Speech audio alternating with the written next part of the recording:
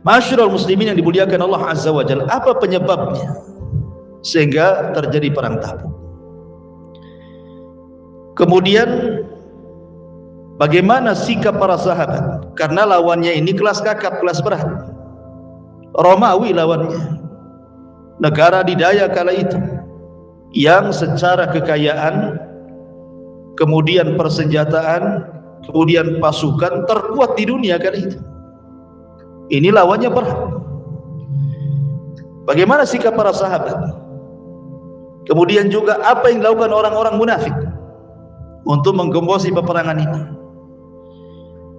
Kemudian bagaimana para sahabat Nabi SAW mempersiapkan peperangan ini bersama Rasul sampai mengalami kemenangan dan banyak peristiwa selama perjalanan.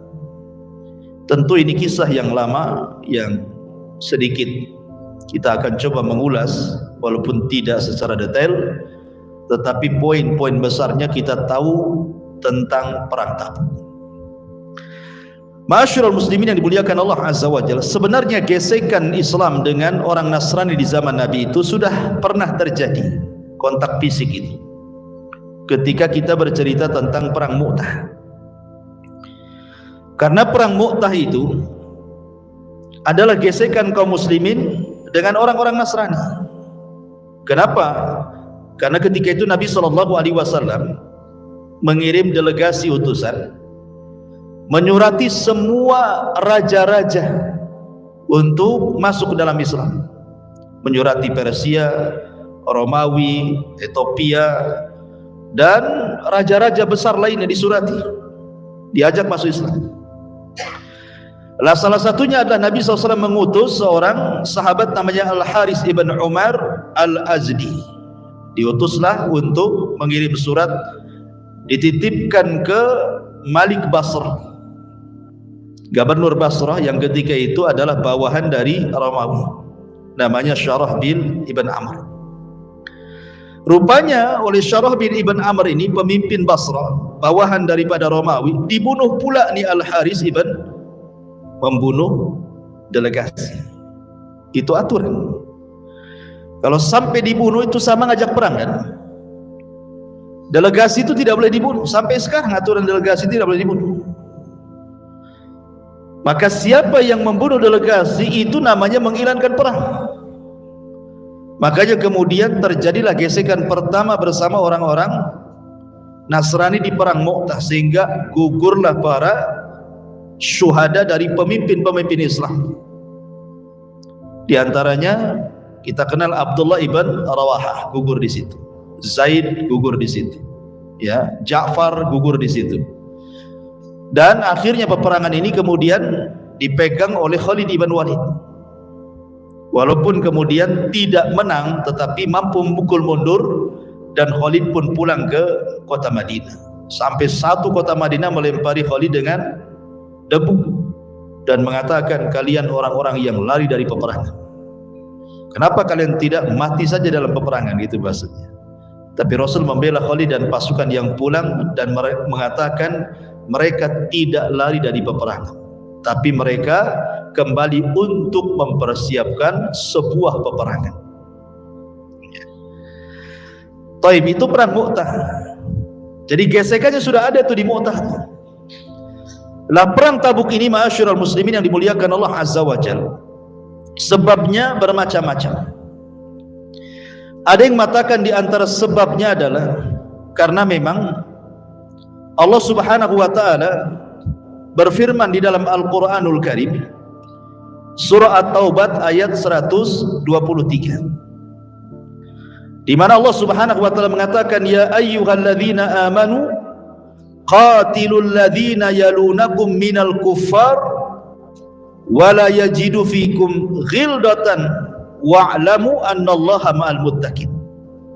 Wahai orang-orang yang beriman, perangilah orang-orang kafir yang di sekitar kalian, dan hendaklah mereka merasakan sikap keras darimu, dan ketahuilah bahwa Allah beserta orang-orang yang bertakwa. Maka ayat ini turun kepada Nabi SAW seolah-olah mengisyaratkan untuk perang melawan orang-orang Syam, orang-orang Romawi, karena Jazirah Arab sudah masuk Islam semua, ya kan? Maka Nabi SAW memilih Romawi yang paling dekat dengan Islam karena sama-sama diturunkan kitab. Mereka Nasrani, kita Islam, sama-sama diturunkan kitab, diutus pada mereka Nabi, diajak Islam. Ya, maksudnya diajak masuk Islam dulu. Kalau mereka masuk Islam, alhamdulillah. Kalau tidak, mereka harus bayar jizyah upeti. Kalau tidak, baru perang, kan begitu. Sebagaimana Allah Subhanahu wa taala juga mengatakan dalam surah At-Taubah ayat 29. Allah mengatakan, qatilul ladzina la yu'minuna billahi wala bil yaumil akhir wala yuharrimuna ma harramallahu wa rasuluhu wala yadinuna dinal haqqi minal ladzina utul kitab hatta yu'tul jizyata ayyadi wa hum shaghir. Perangilah orang-orang yang tidak beriman kepada Allah dan hari akhir. Mereka yang tidak mengharamkan apa yang telah diharamkan Allah dan Rasul-Nya. Mereka yang tidak beragama dengan agama yang benar yang datang dari Allah, yaitu orang-orang yang telah diberikan kitab sehingga mereka membayar jizyah pajak dengan patuh sementara mereka dalam keadaan tunduk kepada orang-orang yang beriman. Ini satu versi bahwa memang perang Tabuk ini adalah suruhan dari Allah Subhanahu wa taala. Tapi sebab yang lainnya ada yang mengatakan tidak. Ini sebenarnya kekecewaan orang-orang Romawi. Karena bagaimana coba? Orang-orang yang dianggap remeh oleh orang-orang Romawi, orang-orang Arab yang tidak punya ketangkasan perang, dan mereka juga tidak dikenal di dunia, ketika perang Mu'tah kok bisa dipukul mundur dengan pasukan yang sangat sedikit oleh Khalid ibn Walid. Sehingga ketika itu penasaranlah ini orang-orang Romawi ini, Herakles ini, sehingga ingin mencoba lagi dan mengerahkan pasukan yang jauh lebih besar lagi. Sampai 4.000 pasukan dikumpulkan, termasuk digabungkan orang-orang Arab Nasrani seperti kabilah Judam, kabilah Ghassan. Ya, itu juga digabungkan dan kabilah-kabilah yang lain dari Arab yang beragama Nasrani digabungkan dengan tentara Romawi, sehingga jumlahnya sampai 40.000 orang. Tentara yang banyak, 40.000 orang kala itu, ikhwan. Mengumpulkan tentara sebanyak itu, apalagi dengan persenjataan yang kuat, logistik yang kuat, dan strategis perang yang memang terkenal. Romawi kala itu adalah negara adidaya, negara kuat, kan itu. Sehingga kemudian Nabi SAW sempat berpikir tentang kedatangan tentara ini, karena masalahnya datang kabar kepada Nabi SAW tentang berkumpulnya orang-orang Romawi dengan pasukan besar 40.000 dengan melibatkan kabilah Arab Nasrani dari Laham dan juga Judam dan Ghassan dan yang lainnya, bahwa mereka sudah sampai di tempat namanya Balqa. Balqa ini perbatasan Arab dengan Syam, artinya sudah dekat. Ya, Rasul dapat informasi itu. Jadi Rasul mengatakan, apakah harus tetap tinggal di Madinah menunggu serangan, kemudian Rasul dan para sahabat bertahan, ataukah kemudian Rasul harus menyerang dulu sebelum mereka menyerang? Akhirnya diputuskan Rasul harus menyerang dulu. Kenapa? Kalau sampai bertahan di kota Madinah bahaya, karena nanti yang akan jadi korban bukan tentara saja, ada anak-anak, ada perempuan, ada orang sakit, ada orang wanita, dan begitu seterusnya. Jadi dengan berbagai pertimbangan, akhirnya Nabi SAW pun mempersiapkan pasukan, dan tidak boleh satu pun kecuali harus ikut. Ya, Rasul menekan betul dalam perang Tabuk ini, tidak boleh ada yang tidak ikut, harus ikut semua. Betul-betul Rasul mempersiapkan pasukan. Dan biasa Rasul itu kalau mau perang, kebiasaan Rasul biasanya tauriyah. Pamannya tujuannya ke Batu Besar. Nanti di perjalanan itu pura-pura nanya mana jalan ke Bengkok, gitu ya. Mana jalan ke Batu Haji, padahal tujuannya ke Batu Besar, gitu ya. Itu kebiasaan Rasul kalau perang itu begitu biasanya, tauriyah. Tetapi dalam perang Tabuk ini tidak ada tauriyah. Nabi SAW betul-betul mengumumkan kepada seluruh manusia, kita menghadap orang-orang Romawi dan bertempur di Tabuk. Jadi betul-betul dilakukan, karena ini bukan perang main-main masalahnya. Ini perang besar. Masalahnya ikhwan, di Madinah sendiri itu didahului sebelumnya adalah musim paceklik yang panjang, sehingga mereka tidak dapat penghasilan dari kurma-kurma mereka yang biasa mereka hasilkan. Lah ketika kemudian terjadi perang Tabuk, pula hilang paceklik, kemudian mulai subur, kemudian kurma pula lagi ranum-ranumnya dan siap dipetik. Itu kan waktu-waktunya senang gitu ya. Bukan waktu-waktu perang ini, waktu-waktunya ke kebun, lesehan gitu ya, makan kurma gitu. Diajak perang pula. Baru selesai menghadapi paceklik, diajak perang lagi. Sehingga dari sinilah terpecah manusia. Nanti saya ceritakan siapa-siapa orang yang tidak ikut perang. Ada beberapa kelompok ya. Kemudian yang kedua, karena memang Nabi SAW sangat berhajat kepada tentara yang banyak, karena memang yang dihadapi juga tentara kuat dan banyak. Sementara perjalanan Madinah ke Tabuk itu cukup jauh, tidak bisa kemudian ditempuh dengan jalan kaki, harus pakai kendaraan, minimal unta dan kuda balap.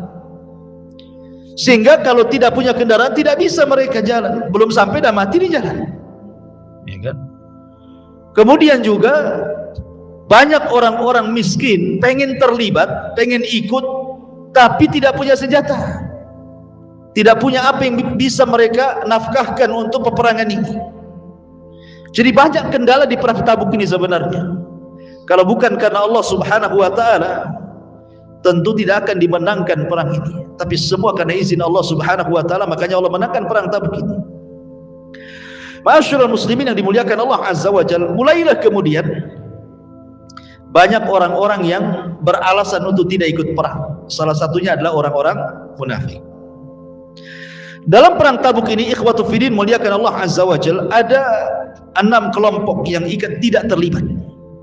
Jadi ada 6 kelompok tidak terlibat dalam perang Tabuk. Yang pertama, orang-orang munafik. Jelas mereka banyak alasan. Di antara alasan orang-orang munafik adalah sampai ada seorang munafik namanya Al-Jidd ibn Qais. Al-Jidd ibn Qais munafik datang kepada Nabi SAW. Rasul, saya ini tidak tahan melihat perempuan, mudah terfitnah. Sementara perempuan-perempuan Bani Asfar, maksudnya perempuan Bani Asfar itu perempuan orang-orang Syam, perempuan orang Romawi itu cantik-cantik. Kalau seandainya saya melihat perempuan-perempuan atau gadis-gadis Bani Asfar di Tabuk sana, terfitnah saya. Sebaiknya izinkan untuk tidak ikut perang. Alasan ngeles ya kan. Akhirnya Nabi SAW mengizinkan untuk tidak ikut perang. Tetapi Allah turunkan ayat surah At-Taubah 49. Wa minhum man yaqulu dzan li wa la taftini ala fil fitnati saqatu wa inna jahannama la muhitatun bil kafirin. Di antara mereka orang-orang munafik itu ada yang berkata, berilah saya keizinan untuk tidak berperang wahai Rasul, dan janganlah kamu menjadikan saya terjerumus kepada fitnah, katanya. Maksud fitnah di sini kalau nengok perempuan cantik tak tahan gitu ya. Maka Allah jawab, ketahuilah bahwa mereka telah terjerumus ke dalam fitnah. Dengan ngomong itu sendiri mereka sudah terfitnah. Dengan ikut tidak ikut perang itu mereka sudah terfitnah itu. Dan sesungguhnya jahanam itu benar-benar meliputi orang-orang kafir. Kemudian di antara munafik juga, sebagian munafik dan munafik yang lainnya menggembos itu dan mengatakan ini musim panas, Tabuk jauh, kita harus melewati lembah dan padang pasir, belum sampai kita sudah mati kehausan, sebaiknya tidak usah ikut perang. Nah, itu digembosi kawan-kawan itu. Makanya kemudian Allah Subhanahu wa taala turunkan juga ayat kepada mereka. Allah Subhanahu wa taala berfirman, farihal mukhallafuna bimaq'adihim khilafa Rasulillah wa karihu an yujahidu bi amwalihim wa anfusihim fi sabilillah wa qalu la tanfiru fil har qul naru jahannam asyaddu harra law kanu yafqahun. orang-orang yang tinggal, orang-orang yang ditinggalkan, artinya tidak ikut perang itu dari orang-orang munafik. Mereka merasa gembira dengan tinggalnya mereka di belakang Rasul, tidak ikut perang. Dan mereka tidak suka berjihad dengan harta dan jiwa mereka di jalan Allah. Sebagian mereka mengatakan, janganlah kamu berangkat perang, ini musim panas. Maka Allah katakan ya Muhammad, api neraka jahanam jauh lebih panas dibandingkan panasnya matahari. Diingatkan, kalau kalian mengatakan jangan pergi perang, ini musim panas, ingat jahanam lebih panas lagi gitu. Nah, itu jawaban antum tuh. Pamannya siang-siang ada daurah, ayo kita pergi daurah. Panas, jahanam lebih panas. Gitu ya. Diajak kebaikan kok bilang panas. Bilang gitu, neraka lebih panas lagi. Milih mana? Panas matahari atau jahanam? Ma'asyiral muslimin yang dimuliakan Allah Subhanahu wa taala. Ini kelompok yang pertama. Banyak alasan, ada sekitar 80 orang munafik. Kemudian mereka berdusta membuat-buat alasan, akhirnya tidak ikut perang. Kelompok yang kedua, orang-orang yang diperintahkan Rasul memang tidak boleh ikut. Seperti contohnya umpamanya Muhammad ibn Maslamah. Muhammad ibn Maslamah memang oleh Nabi tidak disuruh untuk ikut. Kenapa? Karena kalau ikut semua, siapa yang memimpin Madinah? Nanti Madinah diserang, ya kan? Makanya kemudian Rasul memilih Muhammad ibn Maslamah untuk memimpin Madinah sementara Rasul sedang berperang di Tabuk. Termasuk juga Ali radhiyallahu anhu. Ali radhiyallahu anhu oleh Nabi SAW dilarang ikut perang. Kenapa? Dikhawatirkan ada serangan mendadak ke Madinah, sementara keluarga Rasul semua di Madinah, istri-istrinya, anak-anaknya, kan itu, kerabat-kerabatnya. Maka Ali disuruh melindungi mereka. Ketika Nabi SAW sudah pergi dari Madinah dan belum jauh dari Madinah, ada yang nyeletuk kepada Ali radhiyallahu anhu dengan kata-kata, Ali ini kayak perempuan, kok nggak ikut perang katanya. Akhirnya Ali radhiyallahu anhu nyusul Nabi. Nggak enak dengan ucapan orang tuh.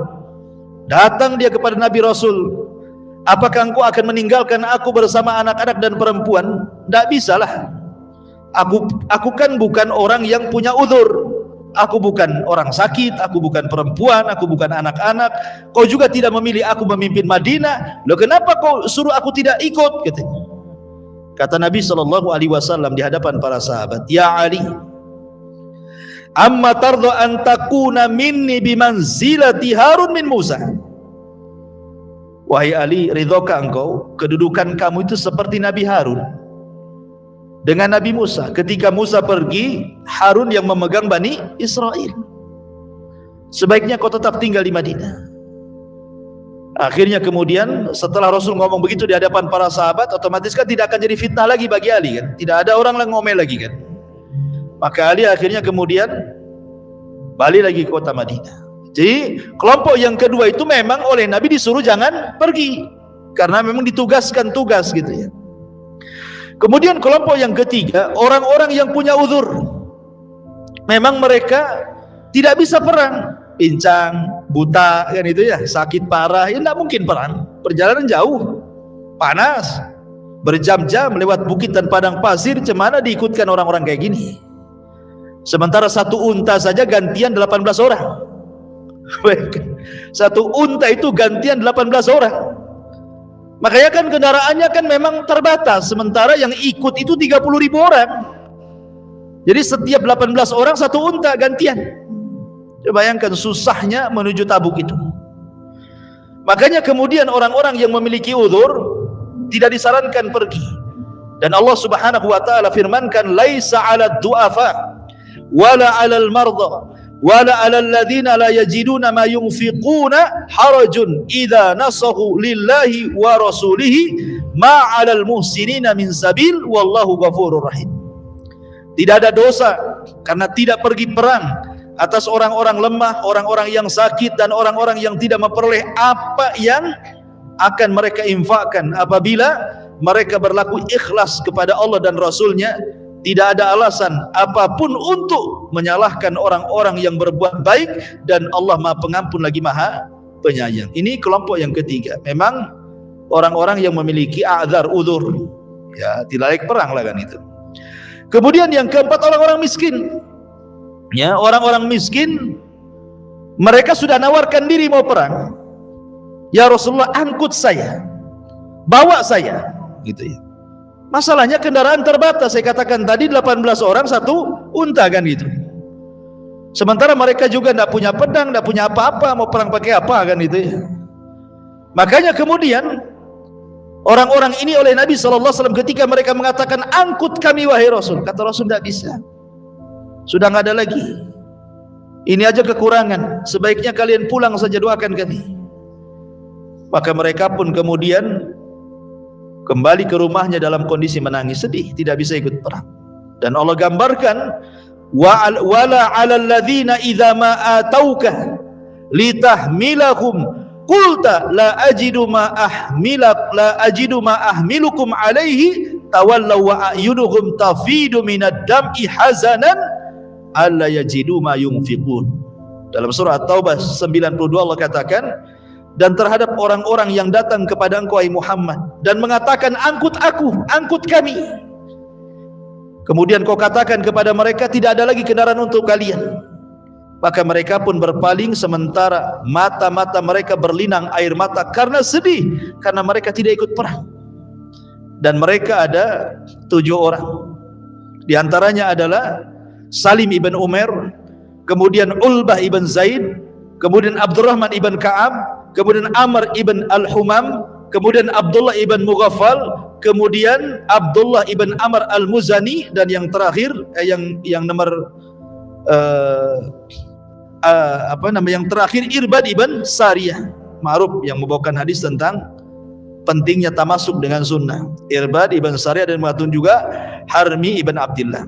Intinya sekitar 8-7 orang ini, 7 atau 8 orang, mereka memang miskin, tidak bisa ikut perang. Kemudian kelompok yang kelima yang tidak ikut terlibat juga adalah orang-orang yang bukan ahli perang. Mereka bukan ahli perang seperti anak-anak, kan bukan ahli perang.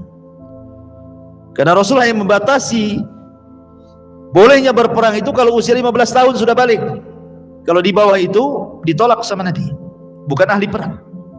Kemudian wanita bukan ahli perang. Kemudian kakek-kakek yang sudah tua renta, yang jalan pun susah, itu bukan ahli perang, maka mereka tidak dilibatkan dalam perang Tabuk ini. Kemudian yang terakhir, ahli maksiat, tapi bukan munafik. Dia bukan munafik, karena memang waktu itu kan Madinah sedang berbuah kurma kan itu. Jadi karena kemalasan mereka, ini gimana ninggalin kebun, dah mau panen, suruh perang pula kan itu ya. Akhirnya kemudian karena malas mereka, akhirnya tidak ikut perang. Tapi mereka tidak munafik ya. Mereka tidak munafik, mereka bermaksiat saja kepada Allah dan Rasulnya. Dan itu 3 orang. Yang pertama disebutkan namanya Ka'ab ibn Malik, kemudian yang kedua Hilal ibn Umayyah, dan yang ketiga Mararah ibn Rabi.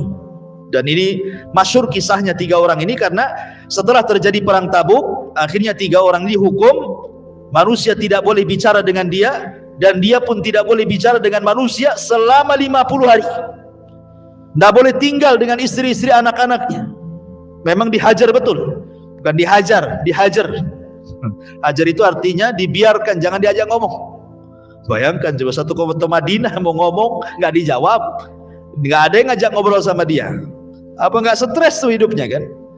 Tapi 3 orang ini lulus ujian, artinya mereka bukan orang munafik ya, dan diterima taubatnya oleh Allah Subhanahu wa taala sehingga turun ayat dari langit. Ini di antara 6 orang yang tidak terlibat dalam perang Tabuk ini. Baik, kita masuk pada cerita perang. Ma'asyiral muslimin yang dimuliakan Allah Subhanahu wa taala, ketika Nabi SAW mendapatkan kabar bahwa di Balqa itu sudah berkumpul 40.000 orang-orang Romawi dan juga orang-orang Nasrani dari kabilah-kabilah Arab bergabung dengan mereka. Sementara Nabi SAW kemudian melihat bahwa perbekalan rasanya tidak cukup. Kemudian juga kendaraan tidak ada, persenjataan begitu juga. Sementara yang daftar jihad banyak. Maka Nabi SAW mulai mendorong manusia untuk infak, mencari biaya perang. Ya. Lah kemudian Nabi SAW kemudian mengumpulkan para sahabat Nabi SAW. Kemudian Rasul berkhutbah soal infak.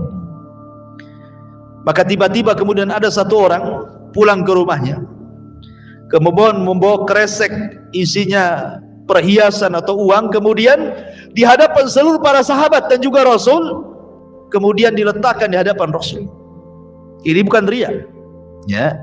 Makanya Nabi SAW ketika melihat perbuatan sahabat ini, langsung dia mengatakan, man sanna sunnatan hasanatan falahu ajruha wa ajru man amila ba'dahu la yanqusu min ujurihim syai'a.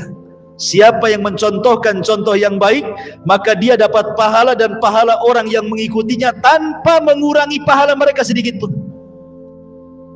Jadi kalau menampakkan amal untuk dicontoh tidak apa-apa. Yang tidak boleh itu untuk riya dan sum'ah dan kibar, kesombongan, bukan. Jadi sahabat ini memberikan contoh. Makanya setelah dicontoh, semua para sahabat bubar. Kemudian pada pulang ke rumahnya, membawa harta-harta seadanya yang mereka miliki. Lah disebutkan dalam sebuah riwayat bagaimana Utsman ibn Affan radhiyallahu an adalah sahabat yang paling banyak ketika itu berinfak dalam perang Tabuk.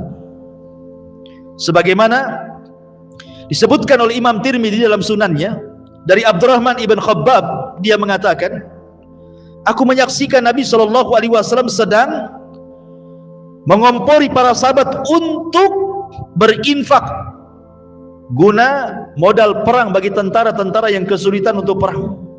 Faqama Utsman ibn Affan, berdirilah Utsman ibn Affan, kemudian mengatakan, ya Rasulullah, alayya mi'atu ba'irin bi ahlasiha wa aktabiha fi sabilillah.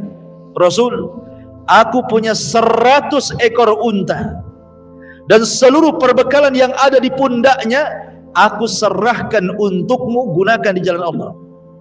100 ekor unta dan semua perbekalan yang ada di punggung unta. Maksudnya perbekalan di atas unta itu ya untuk logistik kan gitu ya. Namanya perang harus makan juga, gandum atau apa gitu ya. Kemudian Nabi SAW berkhutbah lagi. Tiba-tiba kemudian Utsman berdiri lagi dan mengatakan, ya Rasulullah, alayya mi'ata ba'irin bi akhlasiha wa aktabiha. Saya masih punya 200 ekor unta lagi penuh di atas pundaknya dengan seluruh perbekalannya. Jadi sudah berapa itu? 300 ekor unta dengan seluruh perbekalan di atas untanya itu. Dalam riwayat yang lain, bukan hanya 300 ekor unta saja, bahkan Nabi SAW dikagetkan dengan Utsman. Dia mengatakan, ya Rasulullah, wahai Rasul, aku memiliki bi alfi dinar fi thawbi. Aku punya uang sebanyak 1000 dinar. 1 dinar berapa? 4 gram lebih emas. Itu 1 dinar. 1 dinar itu 4 gram lebih emas. Kalau 1 gramnya mencapai 1 juta, berarti 1 dinar itu ya sekitar 5 jutaan kali 1000. Oh, miliar juga kan begitu ya. Ini uang ini ya. Jadi uangnya 1000 dinar, kemudian untanya 300 bersama seluruh perbekalannya. Kira-kira di zaman sekarang sekaya-kayanya orang, nggak ada orang infak sebanyak ini. Jangan lagi infak, korban lah, korban ya. Korban ya paling seekor sapi. Nabi itu loh korban 100 ekor sapi. Jadi ma'asyiral muslimin yang dimuliakan Allah, seperti itulah Utsman sampai Rasul itu membolak-balikan tuh uang itu. Kemudian Nabi SAW langsung turun dari mimbar, kemudian mengatakan, ya Utsman, ma dzarraka ya Utsman ma amilta ba'da hadzal yaum. Utsman, tidak ada yang mudaratkan kamu setelah infak hari ini, banyak sekali infakmu. Ma'asyiral muslimin yang dimuliakan Allah Azza wa Jalla, tentu yang lain pun tidak tinggal diam. Bahkan Umar bin Khattab radhiyallahu an yang selalu bersaing dengan Abu Bakar dalam amal soleh, terutama dalam sedekah. Jadi Umar itu kan selalu kalah dan tidak bisa menyaingi Abu Bakar dalam amal soleh. Jadi ketika mendengar Rasul butuh biaya untuk perang Tabuk, dia mengatakan, inilah waktunya saya bisa melibas Abu Bakar, katanya. Asik saya aja yang kalah dengan dia dalam amal soleh. Hari ini kesempatan saya bisa mendahului Abu Bakar, datang kepada Rasul. Apa kata Umar bin Khattab radhiyallahu anhu? Ya Rasulullah, saya punya separuh harta, saya infakkan semuanya. Kemudian Nabi SAW mengatakan, ma abqaita li ahlika ya Umar, kau infakkan separuh harta itu, bagaimana kondisi keluargamu? Kata Umar, kan masih ada separuh, katanya. Setelah Umar menginfakkan separuh harta, selang beberapa waktu Abu Bakar datang. Kemudian mengatakan, ya Rasulullah, aku infakkan semua hartaku. Ini separuh, ini semua hartaku aku infakkan untukmu. Kata Rasulullah, ya Abu Bakar, wa ma abqaita li ahlik, lalu apa yang kau tinggalkan untuk keluargamu? Mungkin bagi Abu Bakar bahasa ini sederhana, biasa. Bagi kita luar biasa. Apa kata Abu Bakar? Ya Rasulullah, aku tinggalkan seluruh anak istriku kepada Allah dan Rasulnya. Tawakal. Kan itu ya. Coba ada orang yang menginfakkan semua harta? Enggak ada. Jangan lagi semua harta diinfakkan. Anggaplah orang kaya punya 2 rumah, tiba-tiba diinfakkan 1 rumah. Kata istrinya, gila kau suamiku, katanya. Suaminya digila-gila. Yang infak dibilang gila, gimana yang gila, apa sebutannya? Ya. Ma'asyiral muslimin yang dimuliakan Allah Azza wa Jalla. Artinya di sini bahwa lihat bagaimana semangat para sahabat. Setelah itu datang Abdurrahman bin Auf menginfakkan banyak hartanya. Datang Talha ibn Ubaidillah menginfakkan, sampai kepada ada orang-orang yang miskin yang malu-malu menginfakkan karena tidak punya uang, membawa gandum separuh sok. 1 sok itu 4 gini. Berarti kalau separuh 2 gini nih, 2 ciduk saja nih. Ya, malu-malu dia datang mau 2 ciduk gandum itu. Akhirnya dicibir orang-orang munafik dan mengatakan, innallaha la ghani an sadaqati hadza. Allah itu maha kaya, ngapain kau sedekah kau sikit? Enggak perlu, Allah maha kaya, katanya. Digembosi sama orang munafik. Tapi kalau orang kaya ngasih harta banyak, kata orang munafik itu sedang ria. Itulah orang munafik. Jadi kalau orang kaya infak dibilang ria, kalau orang miskin infak dibilang Allah lebih kaya. Enggak usah, katanya. Si munafik itu. Karena memang munafik itu setan dari kalangan manusia. Ya, kalau setan dari kalangan jin ya jelas. Ya, dia akan membisikkan di telinga orang yang infak sebagaimana Allah berfirman, ya'idukumul faqra wa ya'murukum bil fahsya. Jangan infak, nanti kau fakir, nanti kau miskin. Untuk yang lain saja, kan itu ya. Kau kan belum punya kulkas, beli kulkas. Yang gitu. Jadi setan itu begitu bisik-bisiknya. Ma'asyiral muslimin yang dimuliakan Allah Azza wa Jalla, termasuk juga ada yang sama sekali tidak punya apa-apa. Jangan lagi cerita uang, cerita kendaraan, cerita senjata, cerita gandum. Tidak punya apa-apa, tapi pengen infak. Namanya siapa? Namanya Ulbah ibn Zaid. Ulbah ibn Zaid ini infaknya luar biasa. Dikisahkan oleh Wathilah ibn Asqa radhiyallahu anhu. Jadi ketika perang Tabuk, ini Ulbah ibn Zaid ini sahabat Nabi SAW, tidak ada yang bisa diinfakkan karena memang enggak punya harta sama sekali. Tapi sebelum tidur dia mengatakan, Allahumma innaka qad amarta bil jihad wa raghibta fihi, summa lam taj'al indi ma atakawwa bihi ma Rasulillah sallallahu alaihi wasallam, wa lam taj'al fi yadi Rasulillah sallallahu alaihi wasallam ma yahmiluni alaihi, wa inni atasaddaqu ala kulli muslimin bi kulli madlamatin asabani biha fi malin aw jasadin aw irdin, thumma asbaha ma'aznas faqala Rasulullah SAW, ainal mutasaddiqu hadhihi layla. Jadi ada kasusnya begini, Ulbah ibn Zaid ini di malam hari dia menangis. Ya Allah, katanya, sungguh nabimu sudah memerintahkan jihad dan sungguh nabimu sudah mendorong untuk jihad, sementara aku Aku tidak bisa menyumbangkan sedikit pun kepada nabiku. Aku sudah tawarkan badanku, nabiku mengatakan tidak ada yang bisa membawamu. Kemudian dia mengatakan, ya Rabb, terimalah sedekahku.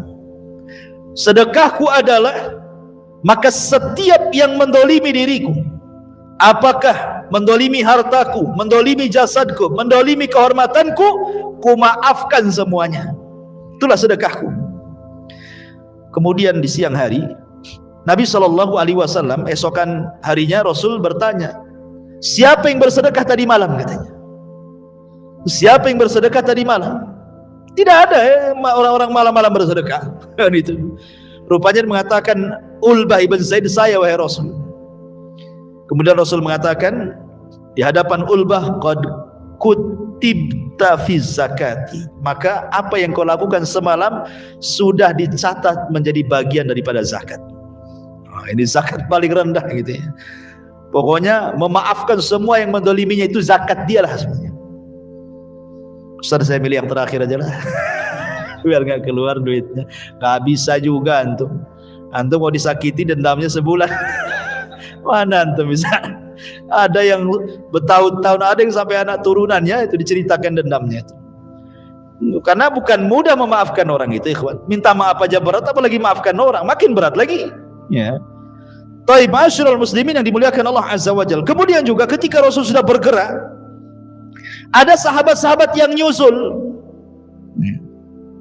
Seperti umpamanya Abi Dzar Al-Ghifari. Jadi Rasul sudah sampai di Tabuk, dia masih di kabilahnya. Kemudian dia pun karena tidak ada kendaraan yang bisa mengangkut dia, terpaksa di jalan kaki, bayangkan. Jalan kaki dari Madinah menuju Tabuk. Abi Dzar Al-Ghifari ini.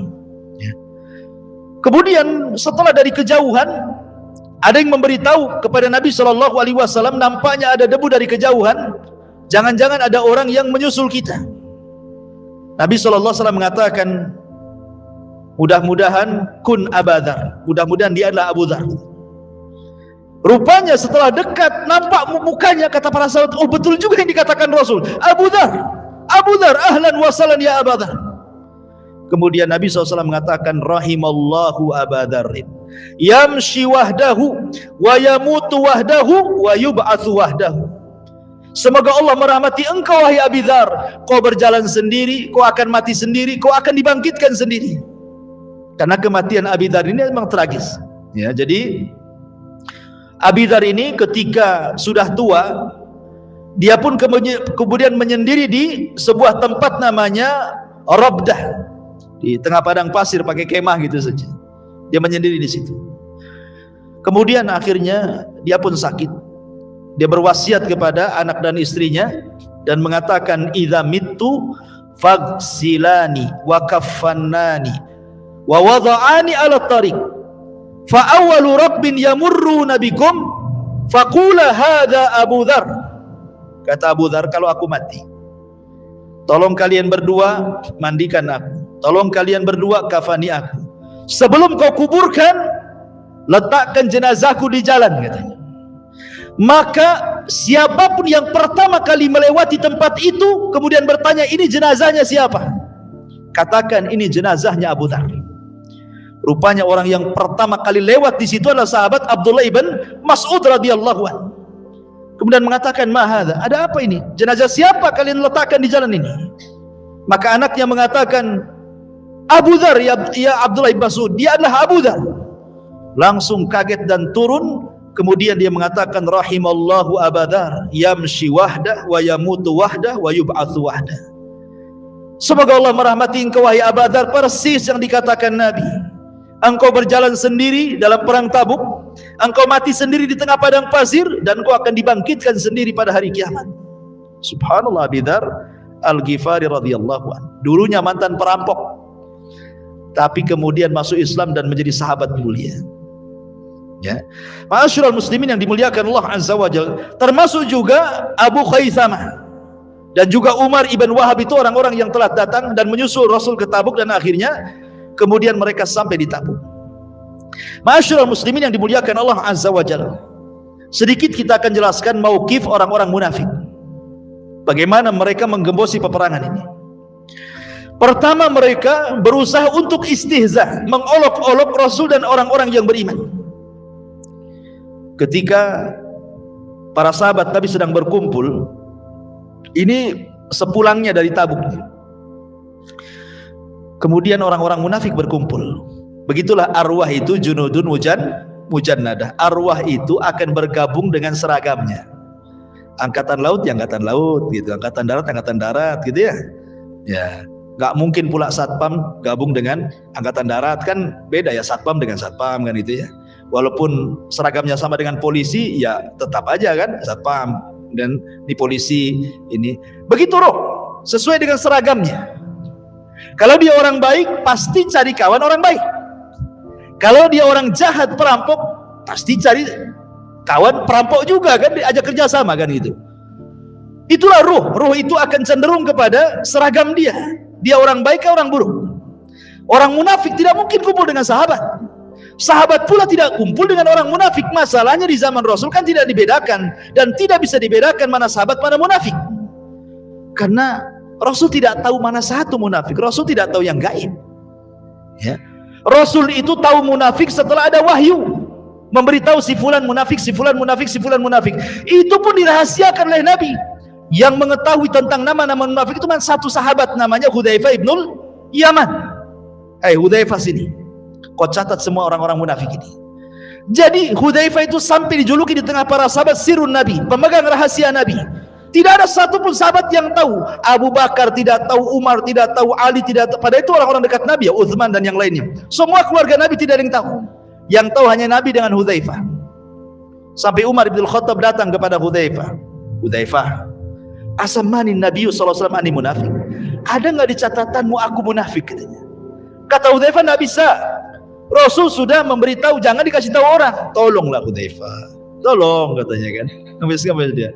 Akhirnya Hudzaifah mengatakan, baik, hanya kau saja yang kau jawab. Selainnya tidak akan ku jawab. Kemudian dia mengatakan, tidak ada. Kata Umar, alhamdulillah, aku bukan orang munafik. Ya. Takut para sahabat itu kan. Ya, sampai nanyakan langsung kepada Hudzaifah, jangan lagi Umar bin Khattab yang maksa untuk dibongkar isi catatan itu. Ada namanya sahabat yang dibesarkan malaikat. Siapa namanya? Handolah. Kenapa Handolah itu sahabat yang dibesarkan malaikat? Karena ketika dia junub habis hubungan dengan istri, dia tidak sempat mandi junub, keburu berangkat perang, mati syahid. Maka ruhnya dibesarkan malaikat. Maka ini disebut Handolah ghasilul malaika. Handolah sahabat yang dibesarkan malaikat. Handolah ini bercerita kepada Abu Bakar. Abu Bakar, saya ini kalau hadir di majelis Nabi, Nabi kok cerita surga neraka, kok ayat surga neraka itu ada di pelupuk mataku nih. Tapi kalau aku kemudian pulang ke keluargaku, ke bisnisku, rasa-rasanya surga neraka itu hanya mimpi saja, hanya cerita saja. Hilang tuh kalau sudah sampai di keluarga dan pekerjaanku. Apa saya munafik? Maka Abu Bakar mengatakan, apa yang kau rasakan sama juga yang aku rasakan. Kalau gitu kita tanya sama Nabi, apakah sifat seperti ini munafik? Ya kayak antum nih, kalau lagi ngaji khusyuk kan itu. Oh. Tapi kalau udah keluar dari pintu saja udah cerita lain tuh. Kan itu seperti itulah kan itu. Jadi Abu Bakar ini datang kepada Rasul. Rasul, kami ini kalau bermajlis dengan kamu, kau cerita sorga, kayaknya sorga ada di mata. Kau cerita neraka, kayaknya neraka ada di mata. Tapi kalau kami pulang sibuk dengan bisnis dan keluarga, hilanglah cerita-cerita itu. Apa kami berdua munafik wahai Rasul? Kemudian Rasul mengatakan, tidak. Walakin ya Handalah sa'atan sa'ah.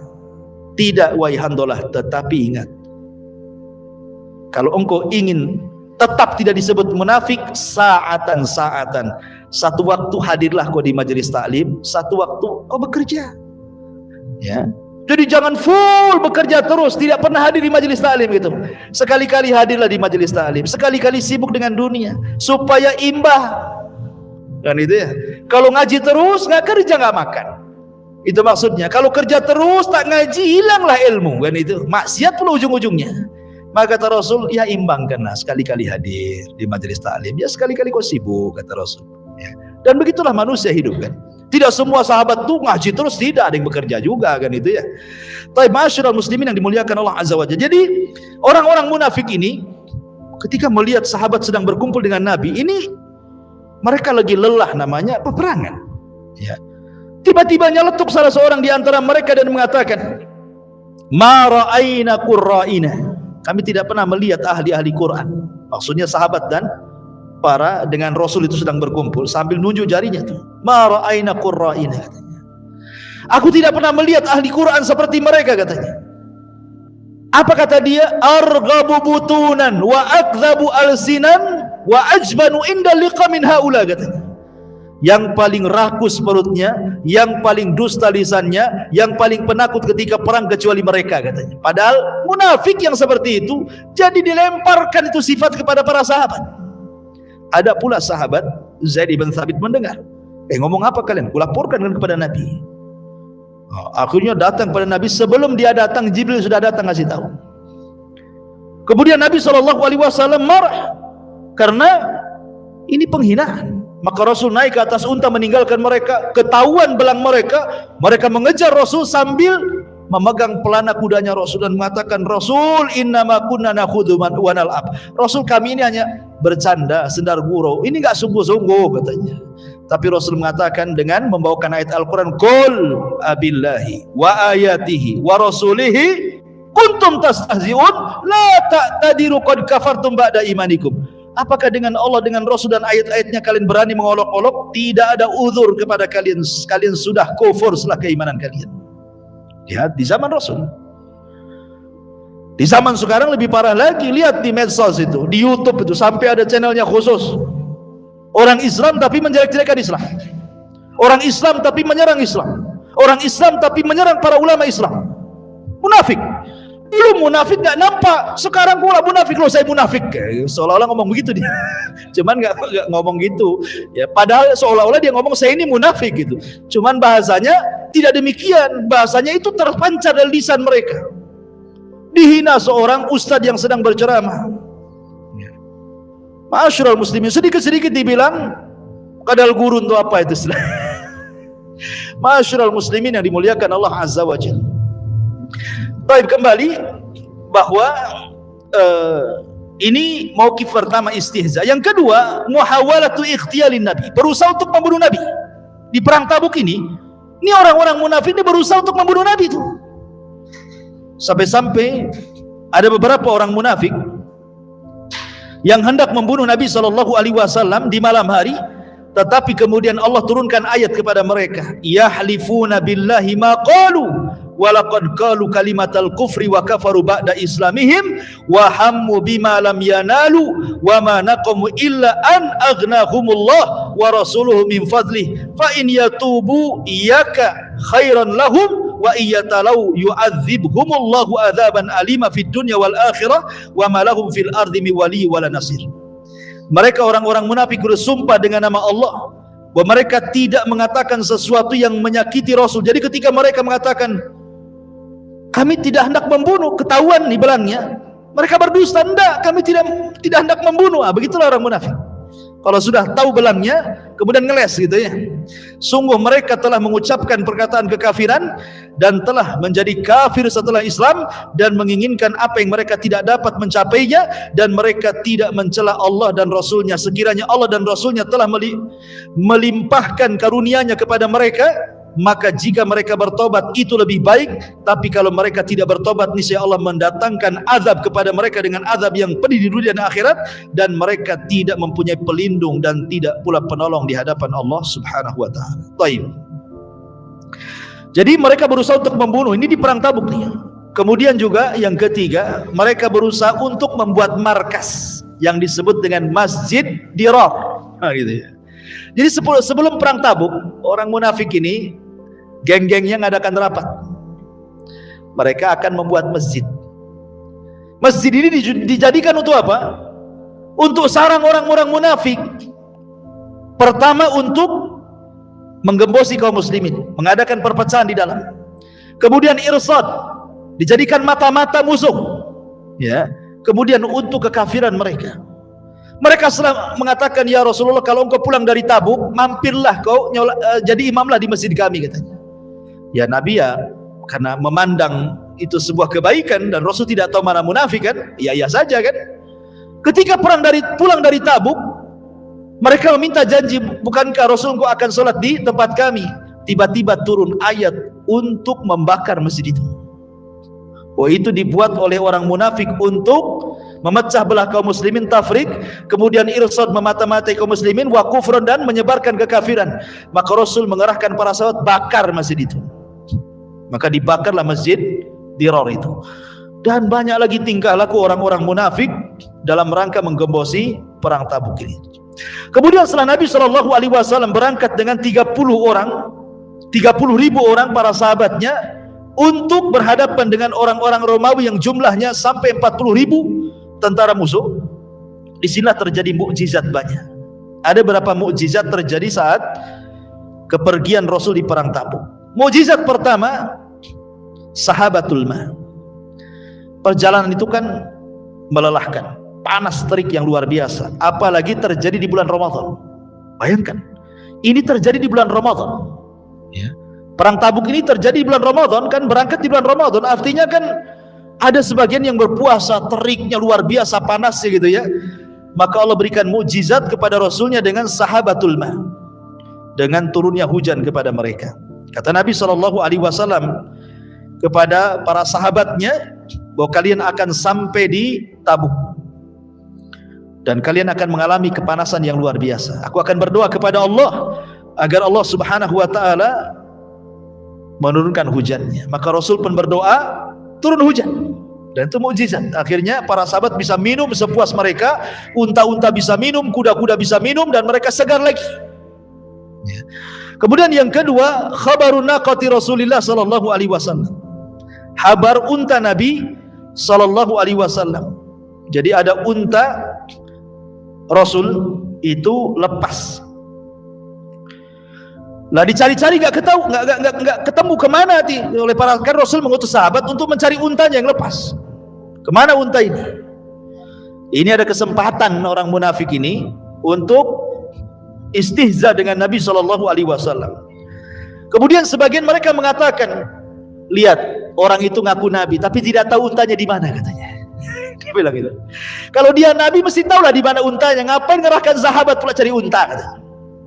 Ini kan penghinaan kepada Rasul kan gitu ya.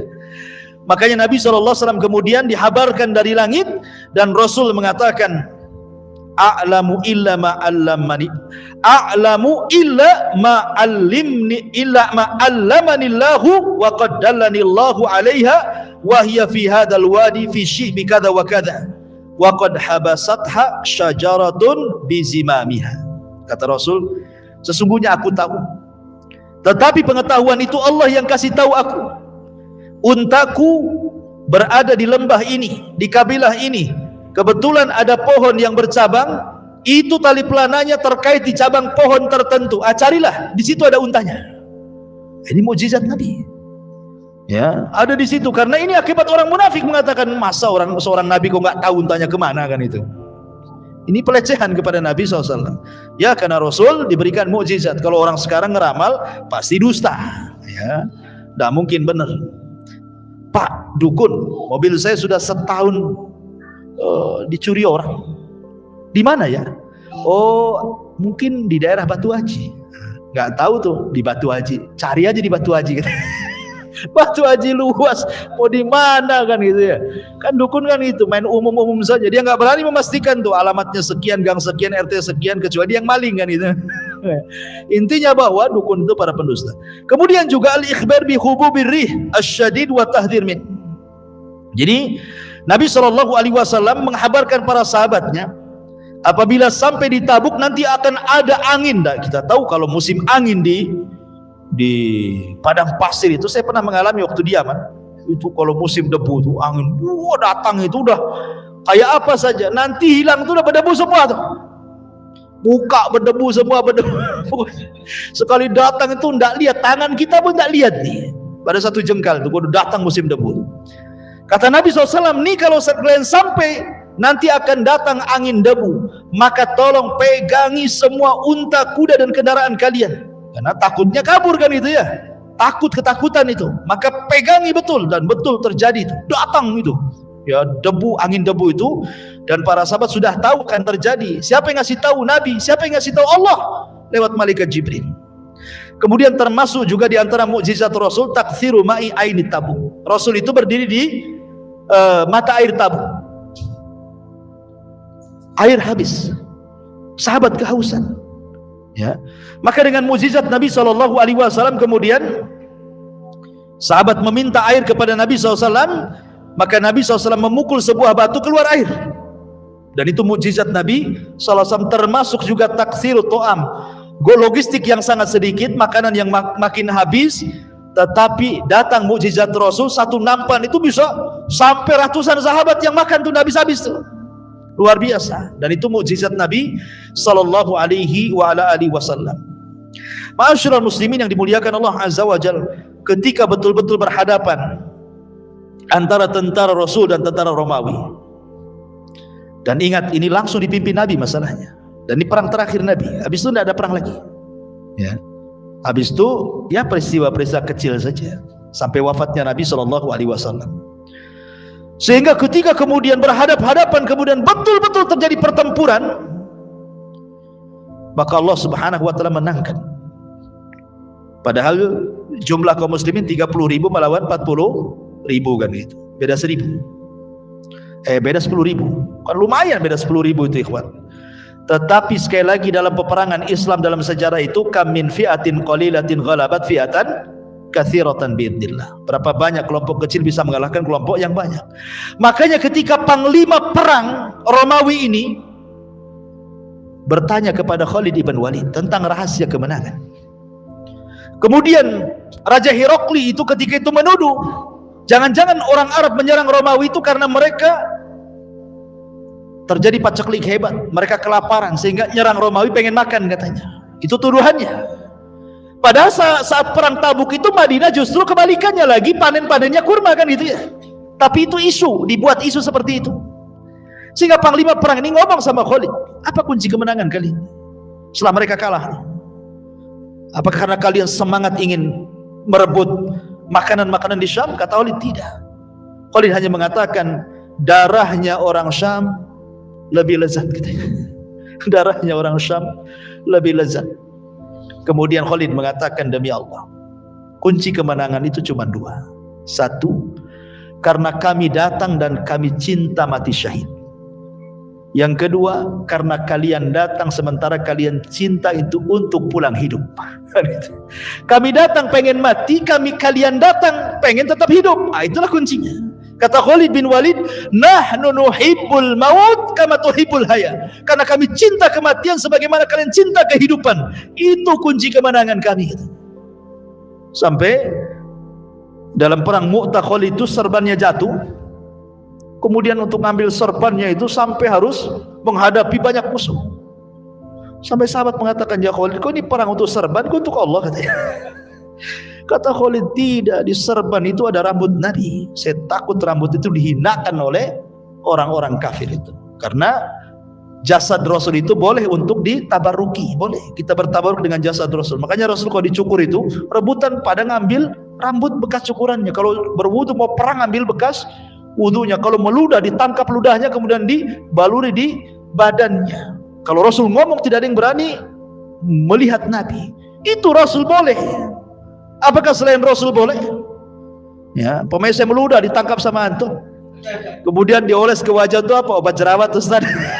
Mana bisa? Yang ada langsung hitam wajahnya. Jadi ma'asyiral muslimin yang dimuliakan Allah Azza wa Jalla. Jadi Khalid bin Walid tabaruk dengan rambutnya Nabi. Intinya bahwa setelah kemudian para sahabat Nabi sallallahu alaihi wasallam dapat kemenangan, maka dengan kekalahan Romawi dari Islam, maka di sini nampak kuwah daulah Islamiyah, nampak kekuatan daulah Islamiyah. Tidak bisa dianggap remeh. Ya, tidak bisa dianggap remeh. Yang kedua, tauhidul jaziratil Arab. Di sini ada penyatuan jazirah Arab menjadi Islam semuanya. Kan takut mau kufur. Romawi aja kalah, kok macam-macam pula kabilah kecil. Akhirnya makin bersatulah kabilah Arab ini.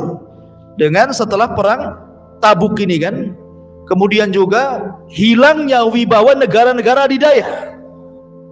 Dengan menangnya ini kan hilang wibawanya. Makanya di zaman Umar bin Khattab radhiyallahu an, sebelumnya di zaman Abu Bakar juga sudah mulai memerangi Romawi kan, terjadi perang lagi tuh ya di zaman Abu Bakar, kemudian di zaman Umar, sampai akhirnya Imperium Romawi bahkan Persia jatuh ke tangan kaum muslimin.